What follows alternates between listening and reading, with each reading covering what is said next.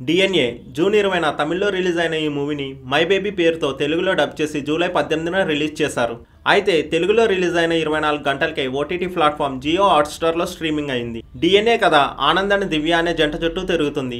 ఆనంద్ ఒకప్పుడు తన love failure అవడంతో డ్రగ్స్ అండ్ ఆల్కహాల్కి ఎడిక్ట్ అవుతాడు. బ్యాడ్ హ్యాబిట్స్ కారణంగా ఆనంద్కి మంచి సంబంధాలు దొరక్క మానసిక సమస్యలు అంటే బోర్డర్ లైన్ పర్సనాలిటీ డిజార్డర్ ఉన్న దివ్యతో పెళ్లి జరిపిస్తారు.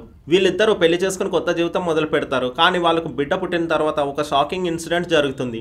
దివ్య తన బిడ్డని తన బిడ్డ కాదని గొడవ చేస్తుంది. ఇక్కడ నుండి కథ ఒక ఇన్వెస్టిగేటివ్ థ్రిల్లర్ గా మారుతుంది. ఆనంద్ తన స్నేహితుడు వెంకట్తో కలిసి ఈ మిస్టరీని ఛేదించే ప్రయత్నం చేస్తాడు. వీరికి ఒక రిటైరింగ్ పోలీస్ ఆఫీసర్ చిన్నస్వామి సహాయపడతాడు. ఈ జర్నీలో ఒక పెద్ద క్రైమ్ నెట్వర్క్ బయటపడుతుంది. ఈ కథలో ఎమోషనల్ డ్రామాతో పాటు సస్పెన్స్ అండ్ యాక్షన్స్ అన్ని కలిసి ఉంటాయి. కథ చాలా గ్రిప్పింగ్ గా ఉంటుంది. ముఖ్యంగా సెకండ్ హాఫ్ లో స్క్రీన్ ప్లే ఎక్సలెంట్ గా ఉంటుంది. హీరో అథర్వ ఆనంద్ క్యారెక్టర్ లో అద్భుతంగా నటించాడు. ఒక బ్రోకెన్ మ్యాన్ నుండి తన బిడ్డ కోసం పోరాడే తండ్రిగా తన ట్రాన్స్ఫర్మేషన్ చాలా బాగుంది. హీరోయిన్ నిమిషా సంజయన్ దివ్య క్యారెక్టర్ లో ఎమోషనల్ డెప్త్ ని చూపించింది. ఆమె మానసిక సమస్యలతో బాధపడే తల్లిగా చాలా నీట్ గా నటించింది. ఇక మిగతా ఆర్టిస్టులు కూడా మంచి పర్ఫార్మెన్స్ ఇచ్చారు. డైరెక్టర్ నెల్సన్ వెంకటేషన్ ఈ కథని చాలా బ్రిలియంట్ గా ప్రెజెంట్ చేశారు. ముఖ్యంగా ఇన్వెస్టిగేషన్ సీన్స్ చాలా ఎంగేజింగ్ గా ఉన్నాయి. సినిమా సెకండ్ హాఫ్ లో ఒక్కో ట్విస్ట్ ఒక్కో సర్ప్రైజ్ ఇస్తుంది. కానీ ఫస్ట్ హాఫ్ లో కొన్ని సీన్స్ కొంచెం డ్రాగ్ అయినట్టు అనిపిస్తాయి. జీబ్రాన్ బీజిఎం స్కోర్ సినిమాకి థ్రిల్లర్ వైబ్ ను చాలా పర్ఫెక్ట్ గా క్రియేట్ చేసింది. కానీ కొన్ని సాంగ్స్ సినిమా ఫ్లో ని కొంచెం బ్రేక్ చేసినట్టు అనిపిస్తాయి.